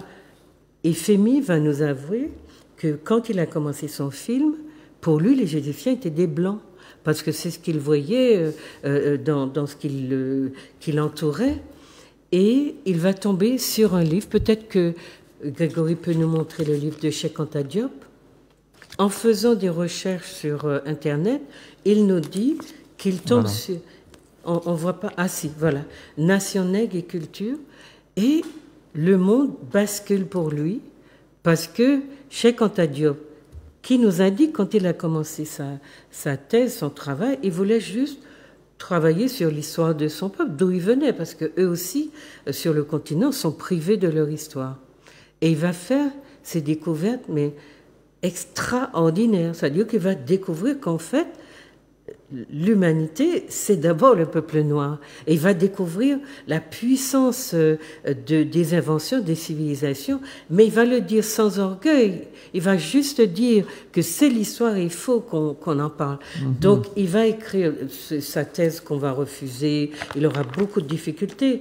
Ça aussi, ça se lit rapidement, mais il y a des images. Il faut que les gens qui ont envie de comprendre qui ils sont, et quand on leur dit qu'on leur a menti, il faut qu'ils comprennent qu'on n'est pas...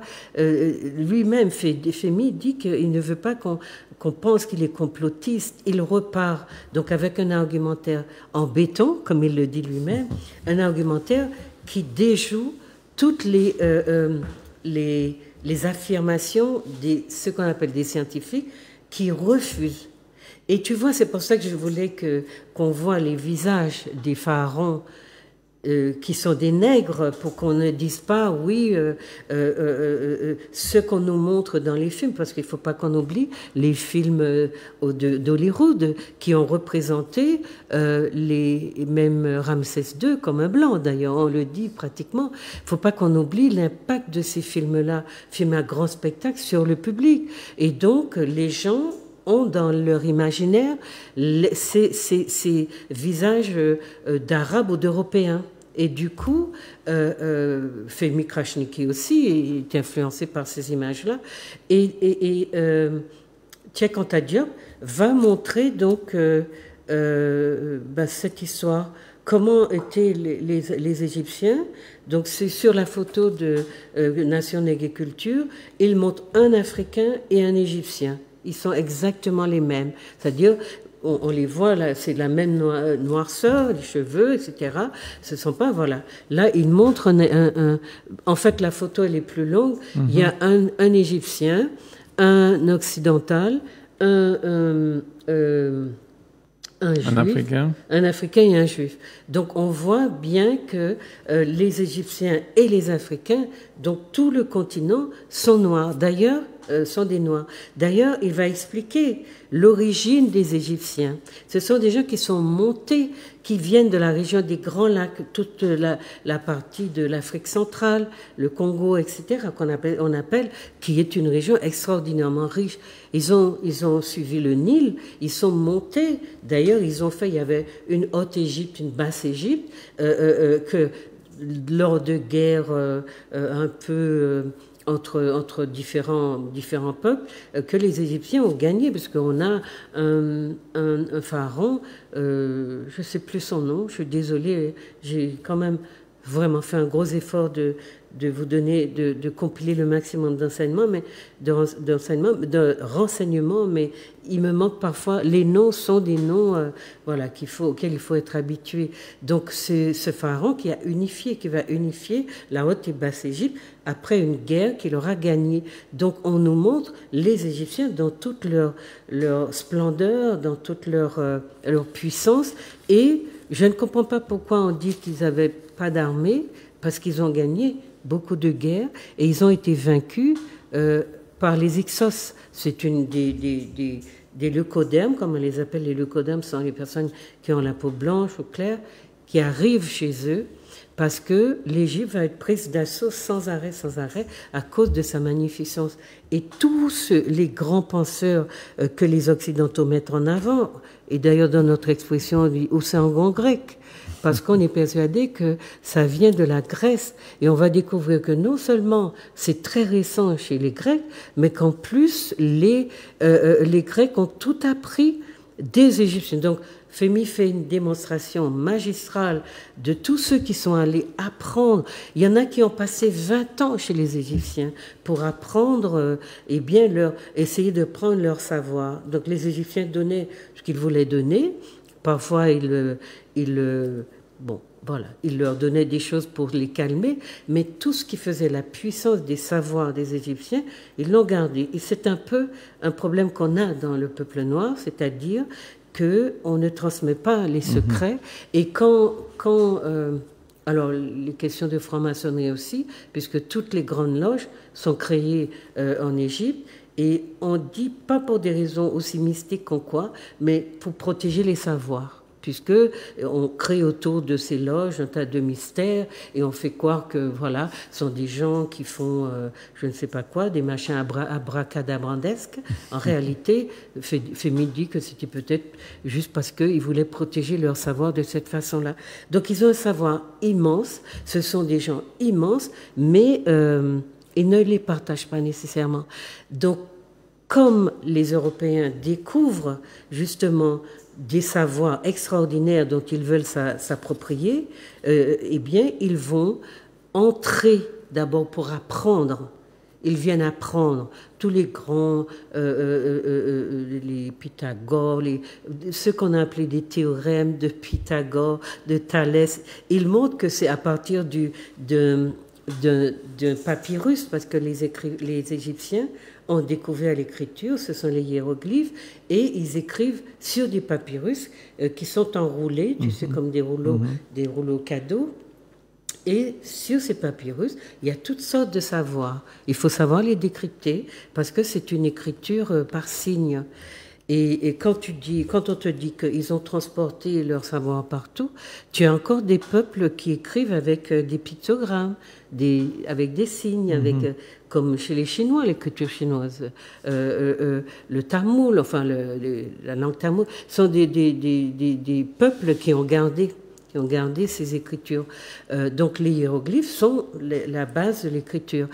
Tout ça sont des choses que les Égyptiens inventent et qu'ils vont répandre sur la planète, mais les gens qui veulent avoir ces savoirs-là vont venir chez eux sans nécessairement les avoir, parce que les Égyptiens ne vont pas les partager comme ça facilement, et donc ils vont développer, ces gens, ces envahisseurs, ces gens qui veulent, vont développer des comportements de prédation,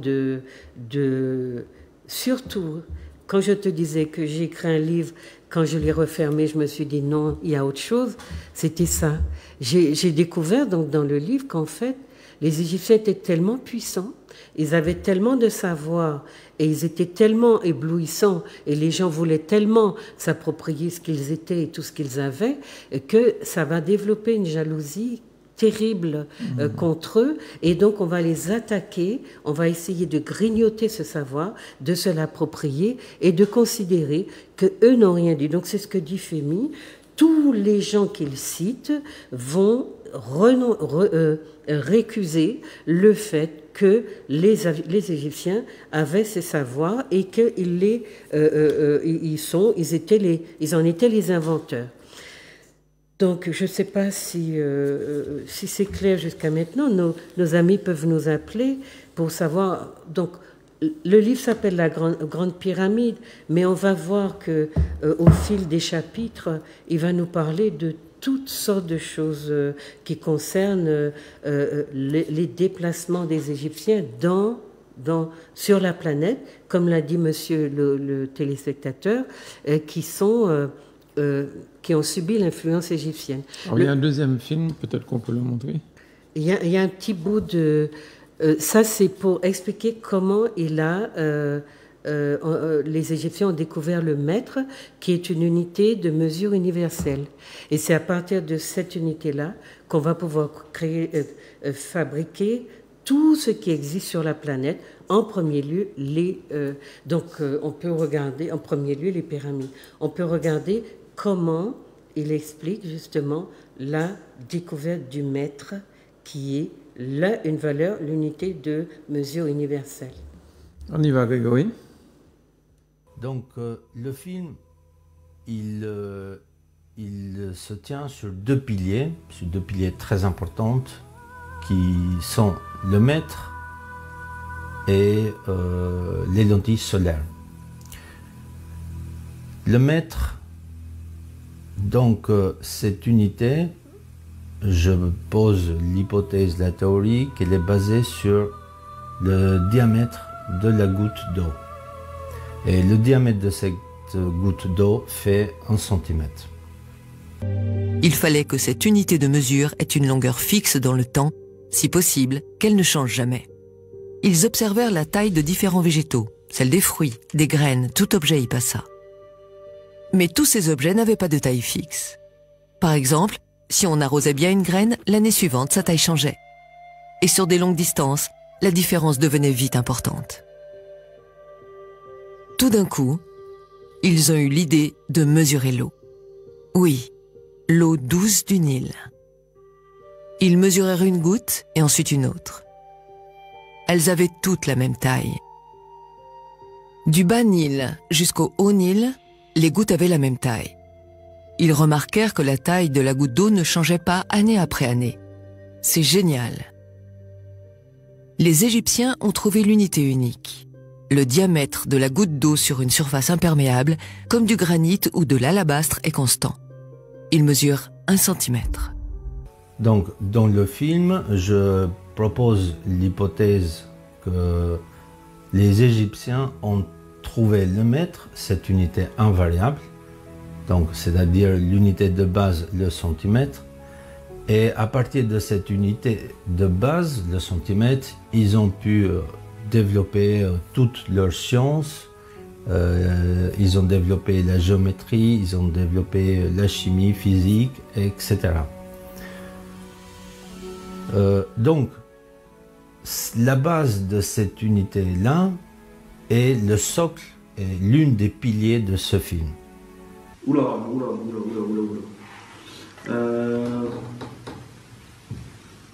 Donc ça c'est l'arête N sur le schéma. Est-ce que les Égyptiens connaissaient le mètre ou pas? J'en sais rien. En plus, t'as vérifié la mesure, hein, tu l'as mesuré 2 fois. Je double toutes les mesures à chaque fois. Ah, ok. Donc, là, on est 1 mètre. 1,000 mètre. On comprend qu'avec cette unité-là, on peut trouver, on peut vérifier d'une manière indiscutable que les Égyptiens ont pu voyager à travers le monde puisqu'ils ont réalisé des constructions avec cette unité-là. Et j'ai mesuré les dimensions de ce temple. La largeur du temple, c'est 10 mètres. Et l'épaisseur des murs, c'est 1 mètre pour chacun des murs. Ce qui fait qu'à l'intérieur, on a une enceinte dont la largeur intérieure est de 8 mètres.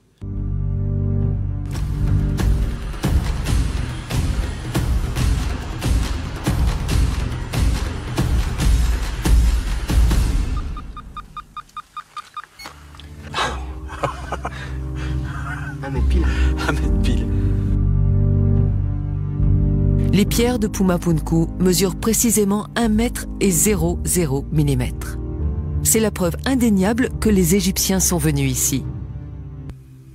Très tôt, les Égyptiens se sont confrontés à un problème, donc le problème d'un étalon de mesure qui soit invariable dans le temps. Et ils ont réussi à trouver cet étalon qui ne bouge jamais dans le temps. Et cet étalon, j'explique dans le film, c'est le mètre. Donc, Voilà. Quand il dit ils ont réussi à trouver, ça veut dire qu'avant, il y a beaucoup d'essais pour trouver comment mesurer, en fait. Un truc constant, en fait. Un truc, et trouver une mesure constante. C'est pour cela qu'on refuse. Mais donc, il y a un chercheur qui va dire, donc, l'unité métrique, on la retrouve sur la Grande Pyramide. C'est pour ça qu'il parle, celle de Khéops, qui est le premier des premières dynasties, parce que toutes les pyramides importantes ont été construites sous les premières dynasties. Donc on est dans même si on les date de moins 2000, moins 3000, mais on remonte facilement en partant de maintenant, de notre ère, à facilement 5000. Donc l'invention il y a le mètre, et il y a l'invention. Donc il faut qu'on comprenne que Fehmi travaille sur plusieurs éléments en parallèle pour nous expliquer d'abord comment on va prendre les mesures, comment on va construire les pyramides et avec quels matériaux on va le faire. Et à partir de là, c'est très logique parce qu'il y a beaucoup de sources. Il reprend tous les chercheurs qui refusent de reconnaître l'invention égyptienne, qui disent que c'est le fait du hasard, et il va montrer, justement par des recherches constantes, des études, des essais, des expérimentations, qu'il n'y a pas de hasard, que les Égyptiens ont véritablement inventé cette unité de mesure qui a permis que dans le monde entier, on développe l'outillage, les fabrications, tout ce qu'on trouve actuellement. Et donc, si on veut résumer un peu ça, parce que c'est immense, c'est difficile, on peut dire les premières... comment dire, les conclusions qu'ils abordent. Donc c'est la Grande Pyramide, je l'ai dit, mais il y a d'abord la conclusion de la première partie de son livre. Les Égyptiens connaissent la numérotation par 10, pi, phi. Ils savent faire des opérations mathématiques compliquées, racines carrées, multiplication, soustraction, division et addition, à de grands chiffres décimaux, en décimales plutôt.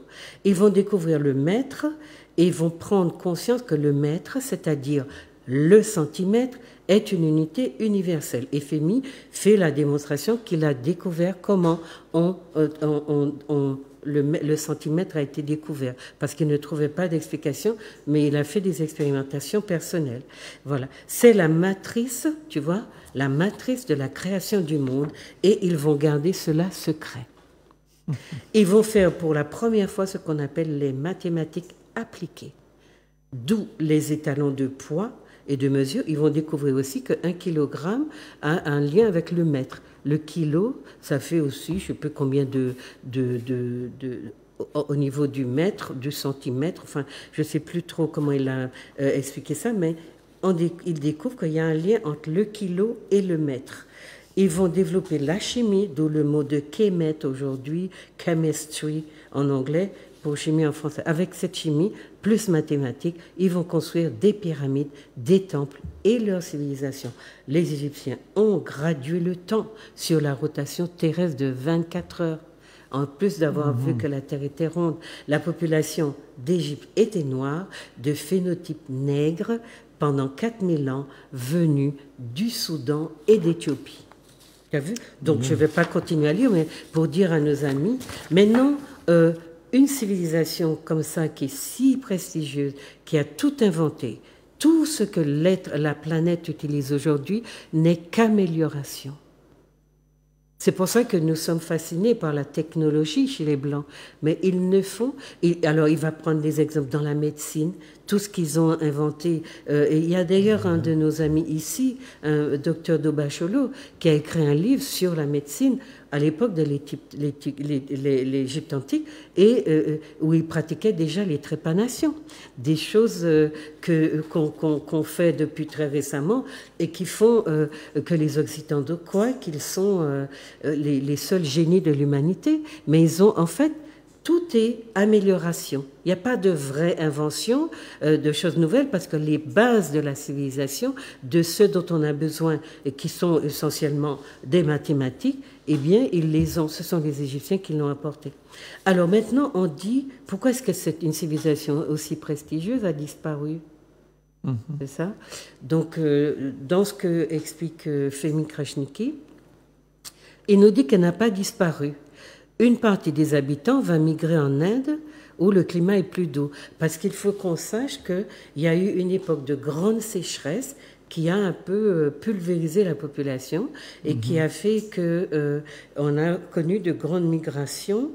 Et on va voir, quand on dit aux Indiens qu'ils sont sortis d'Afrique, on a du mal, donc on n'a pas pu montrer les images, mais quand vous allez en Inde au musée ethnographique, toutes les dynasties, les premières dynasties, sont nègres. C'est-à-dire, c'est pas des personnes aux cheveux lisses, elles sont nègres, elles sont enfermées dans des pièces. Malheureusement, on ne doit pas trop les montrer. Tous les bas-reliefs aussi sont des visages, comme le dit Fehmi, sont des visages, j'ai vu ça, et on les enlève, ces bas-reliefs, à mesure que le temps passe, et on les remplace par des visages un peu de métis indiens, enfin d'Indiens, qui sont métissés, plus clairs, et qui ont des traits un peu caucasoïdes. Donc il y a vraiment une volonté, et Fehmi le démontre magistralement, d'éradiquer le peuple noir de son héritage. Et il considère que la mission que je ne sais quelle divinité lui a donnée, c'est de révéler cette histoire-là, parce qu'il est en lutte contre tout ce qui fait la science aujourd'hui. Tous les chercheurs, ils trouvent des ouvrages qui l'aident à développer ces théories, mais partout où il passe, il est rejeté, en tout cas, il est très critiqué. Mais si vous entrez sur sa chaîne YouTube, il y a des débats avec un tas de gens. C'est-à-dire tous les arguments que les gens ont abordés et qui sont faux, Femi va les démonter, mais il appelle ces gens-là au débat, à la confrontation. Donc, vous allez trouver s'ils ont dit que les Égyptiens c'était des sous-développés, eh ben, il va faire un débat. Il va montrer que ça ne se peut pas parce qu'ils ont tout inventé. S'il dit que oui, c'était des blancs, il va ou des métis, il va démontrer parce qu'il a assez d'éléments pour ça. Donc, les Égyptiens n'ont pas disparu. Ils sont partis en Inde. Parce que à cause de cette grande sécheresse, il y a eu aussi un tsunami qui a un peu complètement détruit l'Égypte à un moment donné. Et ces gens en Inde s'appellent les Dravidiens. C'est pour ça qu'on considère que les Indiens dravidiens sont des Noirs de l'Inde.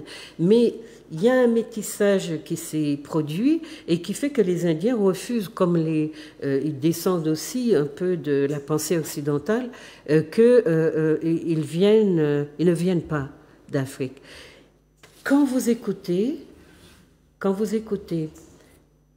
les chants du sud de l'Inde, les voix, les instruments, etc., si vous ne savez pas que ça se passe au Mali ou au Sénégal, oui, vous ne savez pas faire la différence avec les Dravidiens.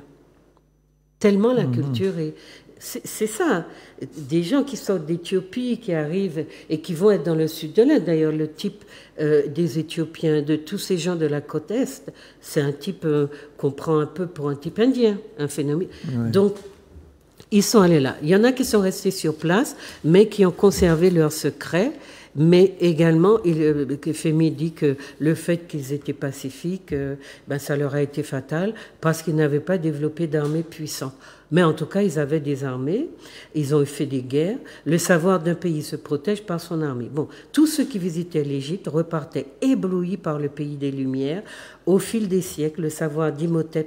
Imhotep, c'est celui qui va inventer le béton avec lequel on va créer la grande pyramide, celle de Khéops. Et donc leur savoir ne sera pas perdu cependant, il sera partagé, parfois pris de force par les Perses, les Grecs, les Philistins, les Romains, le monde entier. Il sera transmis de génération en génération. Pendant presque 3000 ans, Imhotep a été vénéré comme un dieu, celui donc qui a inventé le béton. Des pèlerins venaient chaque année de tous les coins du monde jusqu'en l'an 350, date à laquelle Constantin, donc le Romain, va décider de convertir tout l'Empire au christianisme.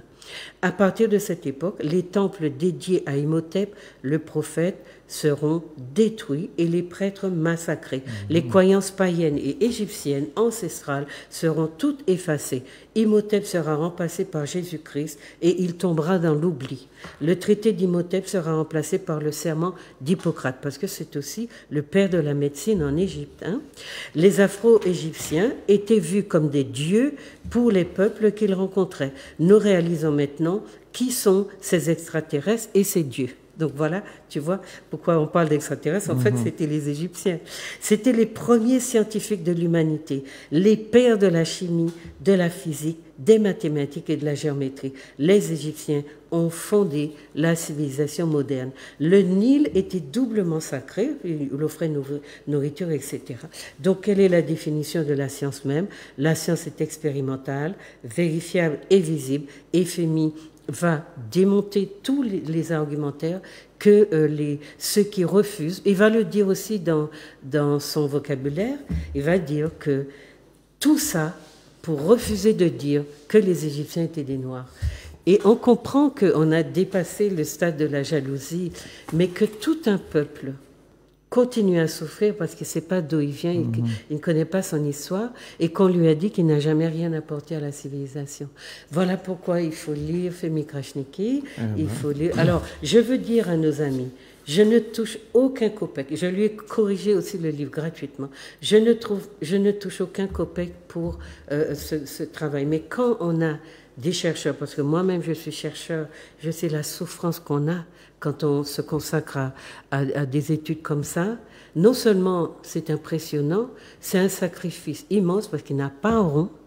Il a fait une collecte pour financer le livre, mais si c'est un esprit divin qui l'a guidé pour rassembler l'humanité autour de la première humanité qui a tout donné, c'est-à-dire l'humanité nègre, noire, kémite, eh bien, c'est une mission qu'il aura réussi, mais il est toujours dans des luttes, hein, puisque il provoque le débat, il continue à faire des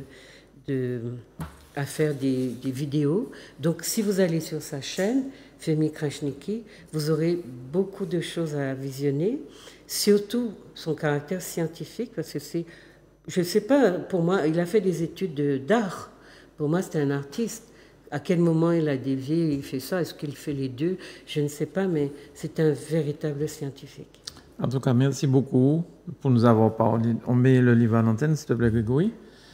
Pour nous avoir parlé de le nom Femi. Femi Krasniqi. Krasniqi, voilà. Grande Pyramide K 2019. Merci Juliette. La nouvelle histoire de l'humanité dévoilée en sous-titre. Ah oui, en sous-titre, très bien. Hein? Merci beaucoup, merci à Grégory pour nous avoir fait la réalisation et vous chez vous pour nous avoir suivis. À très vite sur Zouk Télévision. Bye bye. Merci.